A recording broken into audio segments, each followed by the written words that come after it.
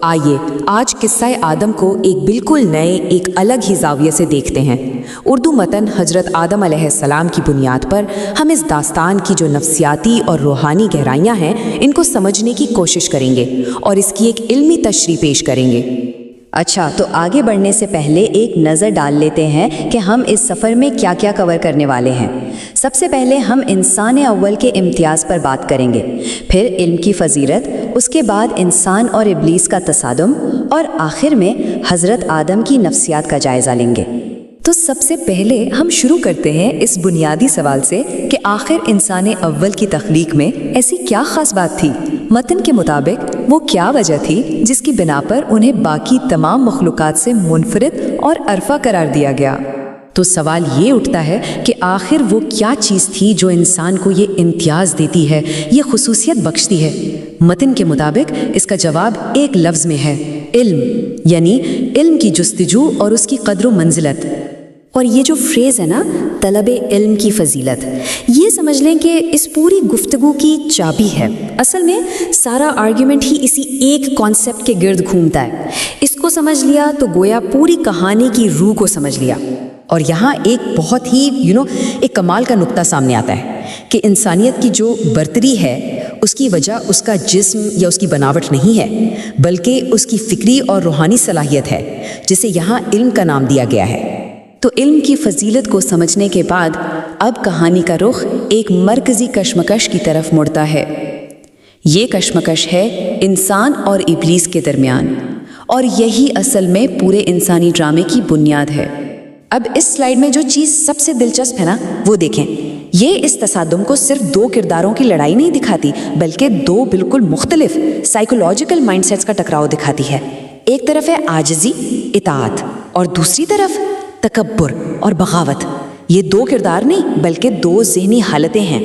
تو اس سے کیا پتہ چلتا ہے؟ دیکھیں، متن جس بنیادی فرق پر زور دے رہا ہے وہ یہ ہے کہ ایک گناہ کی بنیاد تکبر تھی، پرائڈ، جبکہ دوسری طرف صرف ایک لرزش تھی، ایک بھول تھی جس کا علاج فوراً ندامت اور توبہ سے کیا گیا۔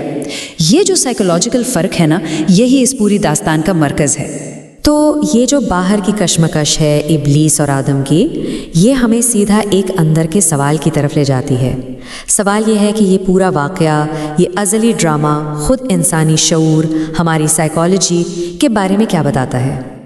اور بالکل اسی سوال کے ساتھ ہم اپنے تجزیے کے آخری اور شاید سب سے اہم حصے کی طرف بڑھتے ہیں، اور وہ ہے حضرت آدم کی نفسیات کا ایک گہرا مطالعہ۔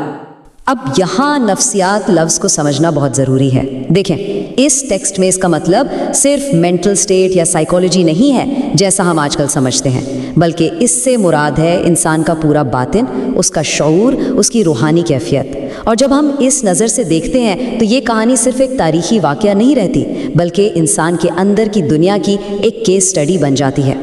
تو اس متن کے مطابق غلطی سے لے کر نجات تک کا جو سفر ہے وہ ایک بہت ہی سسٹمیٹک سائیکولوجیکل پروسیس ہے۔ اس کے 4 مرحلے ہیں۔ پہلا سٹیپ کیا ہے؟ بہکاوا، ایک باہر سے آنے والا سجھاؤ جو انسان کی بھولنے کی صلاحیت پر اثر کرتا ہے۔ اس کے بعد آتا ہے دوسرا مرحلہ، لغزش، جب ایک شعوری انتخاب کیا جاتا ہے جو غلطی بن جاتا ہے۔ پھر تیسرا، فوری احساس، غلطی کا احساس اور شرمندگی، اور آخر میں چوتھا مرحلہ، توبہ، یعنی اللہ کی طرف واپسی، معافی کی تلاش۔ تو ان 4 مرحلوں سے گزرتے ہوئے ہمارے سامنے کچھ بنیادی سائیکولوجیکل تھیمز آتے ہیں، جیسے کہ انسان کی فطرت میں غلطی کا ہونا، پھر بہکاوے اور بھول کا میکانزم کام کیسے کرتا ہے، اس کے بعد ہمارے اندر قدرتی طور پر ندامت کی جو صلاحیت ہے وہ، اور پھر توبہ یعنی روحانی راستہ، واپسی کا، اور آخر میں جب توبہ سچی ہو تو اس پر اللہ کی طرف سے رحمت کا رسپانس۔ یہ سب مل کر ایک پورا سائیکولوجیکل ماڈل بناتے ہیں۔ تو اس سب کا خلاصہ کیا ہے؟ خلاصہ یہ ہے کہ یہ متن اس داستان کو صرف ایک کہانی نہیں سمجھتا، بلکہ اسے انسانی نفسیات اور روحانی سفر کا ایک یونیورسل بلو پرنٹ، ایک نقشے کے طور پر پیش کرتا ہے۔ ایک ایسا نقشہ جو غلطی سے لے کر بحالی تک کے سفر کو دکھاتا ہے، ایک لازوال خاکہ۔ اور یہ سارا تجزیہ ہمیں ایک آخری بہت گہرے سوال پر لا کر چھوڑ دیتا ہے۔ سوال یہ ہے کہ روحانیت پر مبنی یہ قدیم سائیکولوجیکل ماڈل آج کے دور میں جو انسانی فطرت، غلطی اور ریکوری کی ماڈرن تھیوریز ہیں، ان کے ساتھ کتنا ہم آہنگ ہے، ان سے کیا ڈائلاگ کر سکتا ہے، سوچنے کی بات ہے۔